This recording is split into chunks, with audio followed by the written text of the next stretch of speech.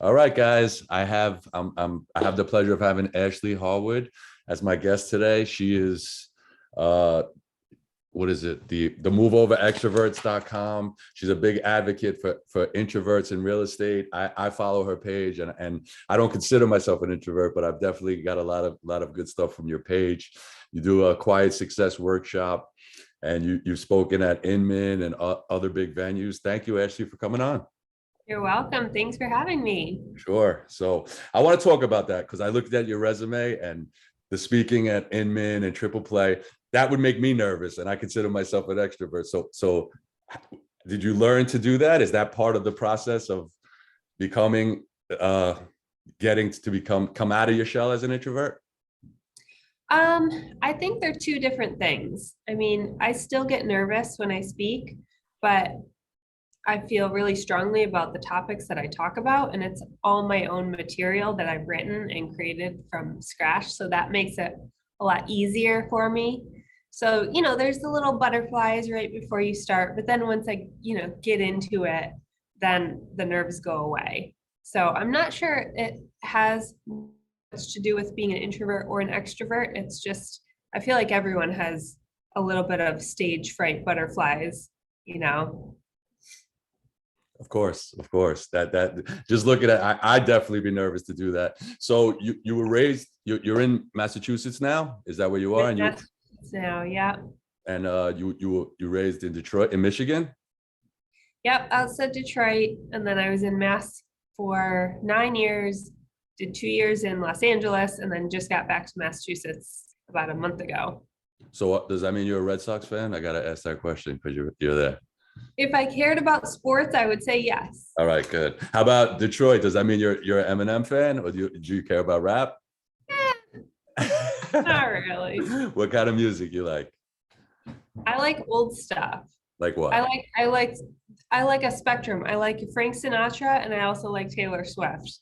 So I'm just all over the place. Very cool. Cool. So am I. I'm kind of eclectic with that stuff too. So let me get into it, right? So am I have, oh yeah, look, my son just got this actually. He got this for his girlfriend for Christmas. Oh, nice. Yes, I started buying vinyls again. I'm into vinyls. I got the record player. It's pretty cool. That's very cool.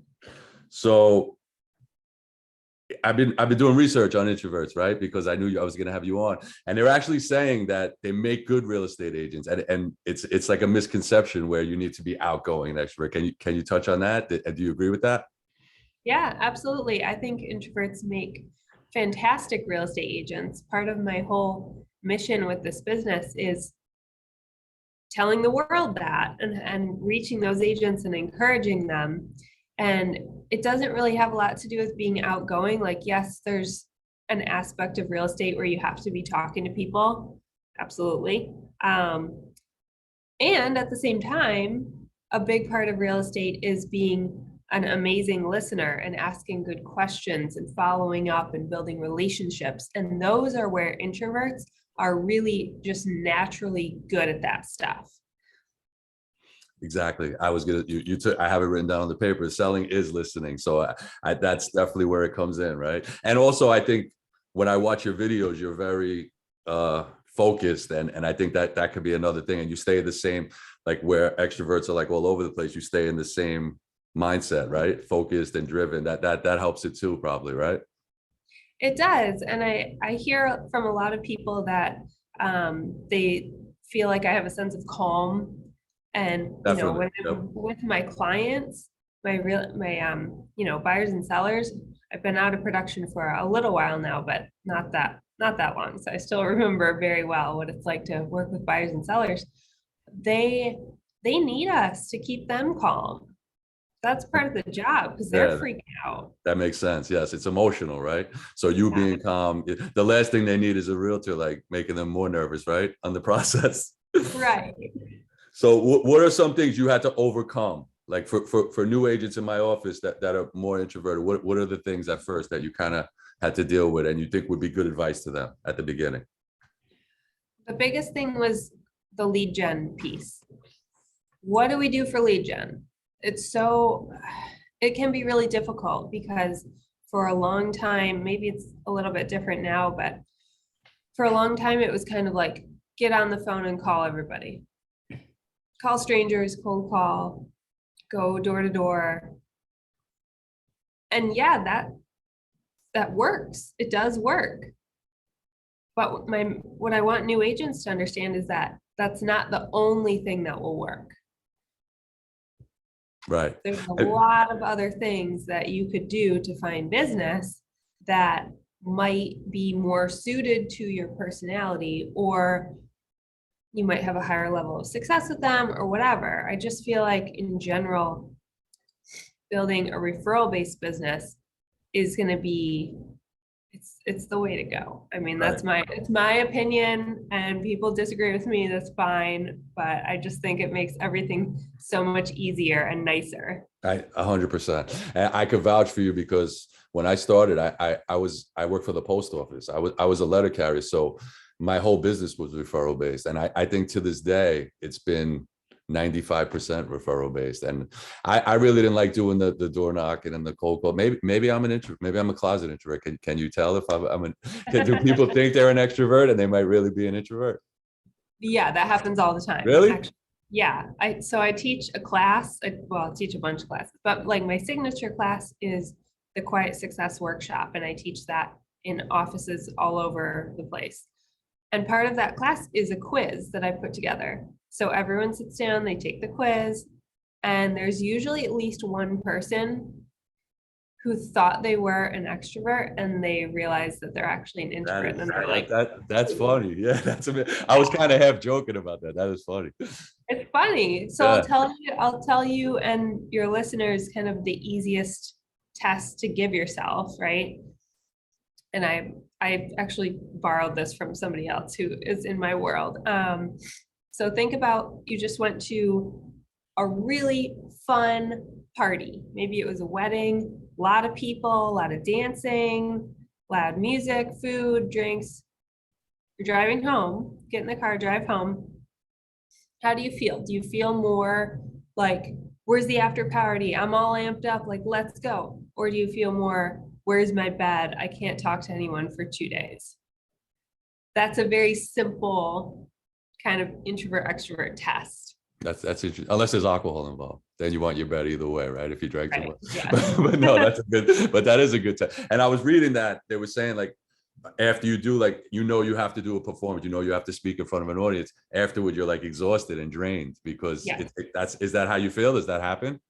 Oh, absolutely. So at Triple Play, when I spoke there this past year, I had 2 sessions, one in the morning and one in the afternoon. And after the first session, they were each only an hour, so it wasn't a big deal. But I gave so much energy after that first one, I had to just go back to my room and hide under the blankets for like an hour or 2. That's cool. That's crazy. That's interesting. It was crazy, and it sounds a little weird, but thankfully I've been studying this stuff for so long that I'm very self-aware, and I knew what I needed. I had my friend with me, and I'm like, I just need to be alone for a little bit. I will text you and when I want to go eat. Do you do anything like beforehand? Like some people might like have a drink to take the edge off or listen to certain music. Is there some?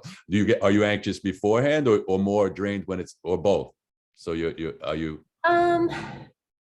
Well, so I guess I do one thing beforehand. I'll run through my slides and I'll just like briefly go through all my slides and make sure I'm fresh on what I'm talking about. But aside from that, I don't really have a process beforehand. It's more afterwards, recharging, especially when I have 2 sessions in one day. I had to get that energy level back up for the afternoon. I heard somebody who was out there actually, and they said it was really good. So you did well. Good. Yeah. I was going to tell you that. Nice. Thank you. So when you're coaching, you're strictly coaching introverted realtors. Is that what the thing is, or you're working with everyone? Yeah. Nope, that's the thing.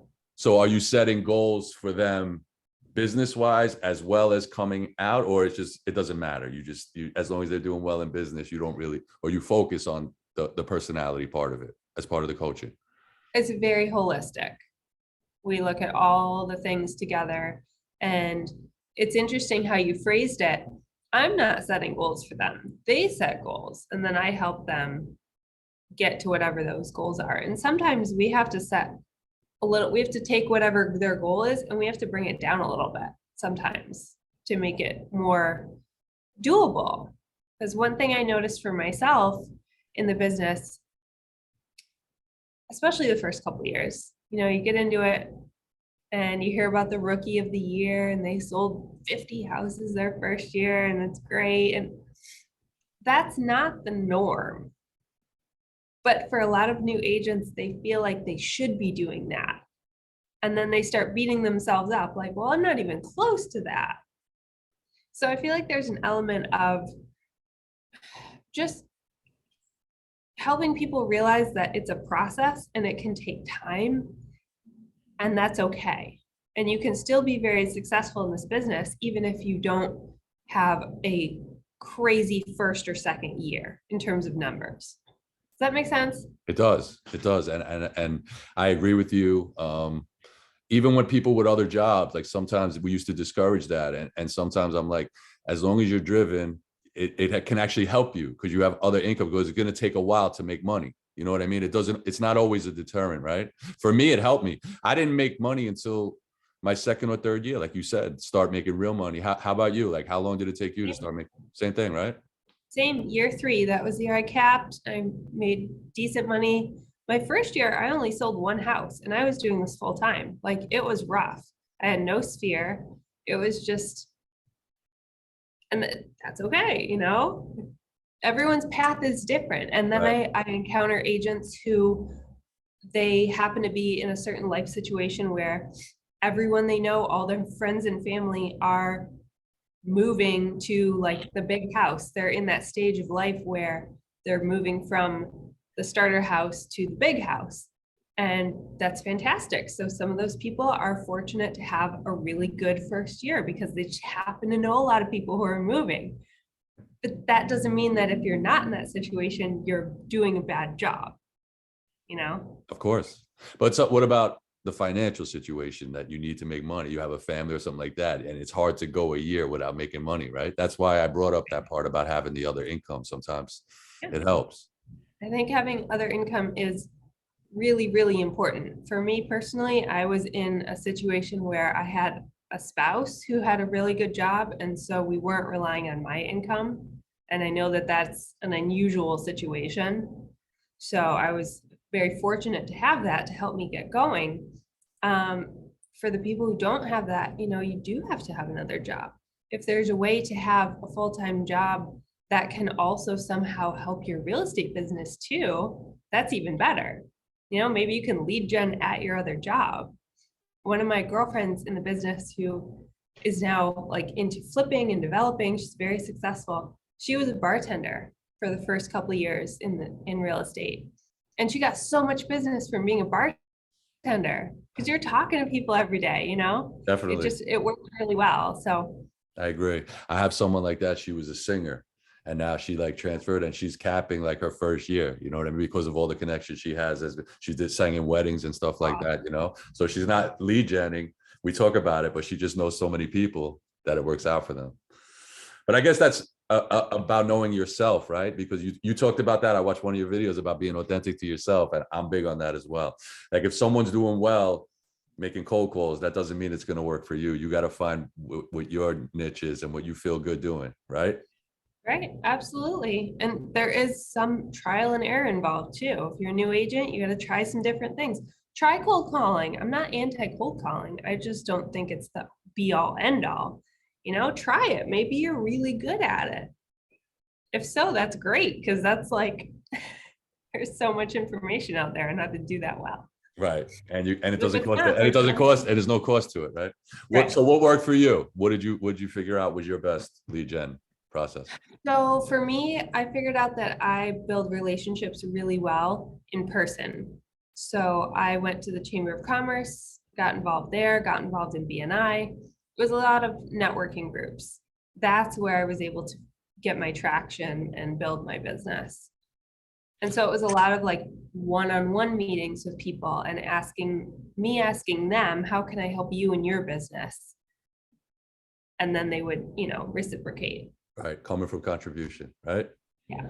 So I have new agents, and some actually tell me they're introverted, and some might be younger where they don't have a sphere. Is there something you would, how would you handle that? Like, what would you coach someone in that case?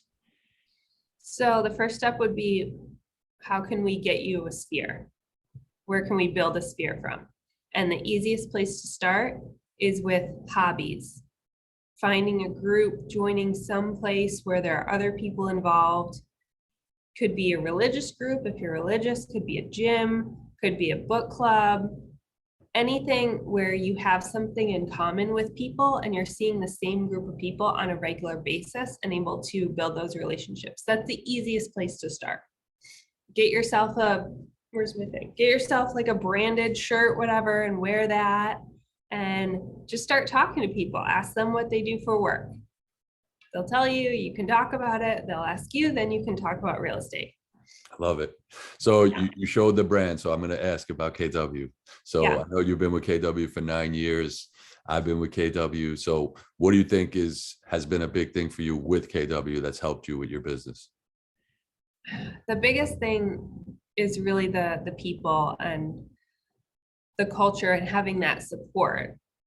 So I never joined a team. I probably would have made a lot more money had I joined a team, but I was stubborn and wanted to do it on my own. So I was always a solo agent, and having the support of the other agents in the office made it feel a lot less lonely and isolating, as I hear from a lot of different people in lots of different companies, and it can be a very isolating business if you don't have that support of the people in your office. So I think that was a big factor for me. And then of course, just the abundance of training available. That's so huge and so important. I agree. And the culture is just, I don't think people, I've worked at other offices, so I've actually felt the difference of people like helping you, like you said, like just going out of their way to see you do well in business. And it's nice because I've been a part of watching people start like yourself, and now they're doing great. Now they have these super successful teams, and you become like almost family. You experience stuff together, like a family reunion, and doing stuff, traveling, going to New Orleans, Vegas, which by the way, are you going this year? To Vegas? No, it's in Orlando. Oh, to family reunion. Yeah. I am not. No, if my office was gonna go, I would be with them, but the office has decided not to go this I year. know. Yeah. A lot of us are on the fence as well because of everything going Yeah. on. Yeah. I have my fingers crossed though that we're all going to Mega Camp because I miss those conferences so much. Me too. Me too. Um, so how did you transition to coaching? Was that another, like you started up as an agent and did you know that was something you were going to do, or were you being coached and you said, I want to do this. I think I could do this. So I was being coached. A former Bold coach became my coach a few years ago. And he and I remember distinctly, we were having a conversation about my business and the next step for me. And I had built it to a point where I was making good money. I was working the hours I wanted to work, about 30 hours a week, which was perfect for me. And we're like, okay, what's the next step?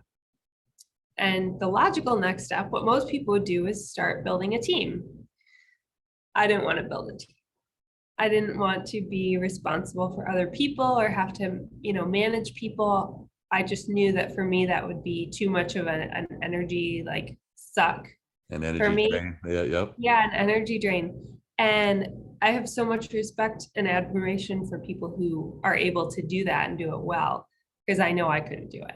So we were like, okay, well, if it's not going to be a team, then what is it? What's the next step? And I remember he said to me, what's something unique that you can help people with? And the first thing that came to mind was helping the introverts, because I knew that I was an introvert. I knew the challenges I had faced and overcome. It just took me a really long time to understand it and figure out what worked for me. So maybe I could help other people get there faster, and maybe even prevent some agents from burning out and leaving the business entirely. So that's where it started. And it started with me developing this one class that I still teach. And then it's kind of evolved and grown from there. So how much, What do you like better? Did you like doing the real estate or do you like the coaching better? What's been better for you? For me, I like the coaching better. Yeah. I mean, there are good and bad to both, but I just feel like this is where I can really make a big difference in a unique way. Because I did feel a little bit guilty getting out of production. I'm not gonna lie. I felt like, what about my sphere, my people? Am I just leaving them behind? But there are so many amazing agents in my area that they're totally fine. They're in good hands. And so I refer them to my colleagues and friends, and that frees up my time to go and speak and train and coach. Do you recommend realtors getting a coach? And at what point do you think you need to get a coach? What point did you get a coach? I got a coach in year 3. I hired a MAPS coach, and I would always recommend agents having some sort of coach. It doesn't have to be like the top tier expensive one-on-one coach. And I say that as someone who offers that to people. But it doesn't have to be that. It can like start small, start with a peer, an accountability partner, maybe a mentor. You guys have mentorship program in your office? We do. And it's Yeah. doing very well. Yep. Awesome. I love that. I was on both ends of that in my old office. Start with that, get into a group coaching program at a lower price point. And then when, red light, green light, when you have the income coming in, then you bump it up to the one-on-one coach. That's Right. my opinion. No, What do you? I agree. I just started coaching. I mean, and I love it. I started coaching for a team leader. I have a great coach and I'm doing the one-on-one stuff and I'm definitely benefiting from it already. And I just started. I definitely think it can help. But like you said, I think you should build it and then get to the point where you should spend money. You need to be making money, right?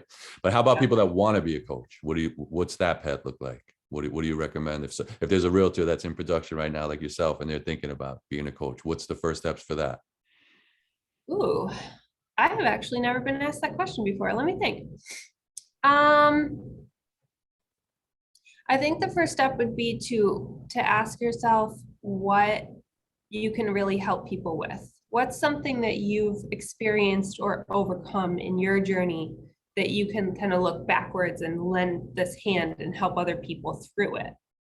Because I really feel like, maybe this is wrong, I don't know, but I kind of feel like the best coaches are the ones who ask good questions, certainly, and listen, but also have been through something and can help their clients. That's why I only coach real estate agents, because this is the business I know. I don't want to have to go learn some other industry just to be a coach in it, I agree. I think it helps me as a team leader that I've had a successful business and a team. And when my agents go run into problems, it's something I could speak on that I've experienced. Right. I definitely think that plays a good part for you. So what else you got going on? Anything you want to talk about? And any your podcast, your show when it's on, you want to shout it out so we get some Sure. I actually don't have a podcast. Yeah. I'm just a guest on other people's podcasts. That's cool. We need guests. But you have your shows. It's the same thing what you do. You know what I mean? Your shows yeah. That's your version. I have my Facebook group. It's called Introverts in Real Estate. And I do have a group coaching program that's starting in February 2nd. Very cool. That'll be pretty cool. And you do the one-on-ones as well, if someone wants to be one-on-one? I do one-on-one as well, yes. Let me ask you, how many people can you coach at once? Does it become like the way you're handling buyers, you can only have a certain amount or you'll be overwhelmed? Yeah, I mean, I have asked myself that question before, and it's more, how many do I want to work with at once? My number is 5. Okay. That's your sweet spot. That's where I feel good. Because then I know them all very well and it's more personal. So someday that might change, but I'm never going to be the person who has 40 clients all at one time, So I want to thank you for coming on, and I appreciate your time and everything you're doing. Yeah, I love what you're doing, and I'm going to continue to support you, even though maybe I am an introvert. I don't know. Maybe we'll find out. I'll take the test. I'll take your test and find out. Take the test. Well, why don't I speak in your office and then you can come to that class and take the test. Sure, sure. Let's do it. Awesome. Thank you so much for having me on your show. Of course. Appreciate it. And thanks again. You're welcome. All right. Hopefully see you soon. Okay.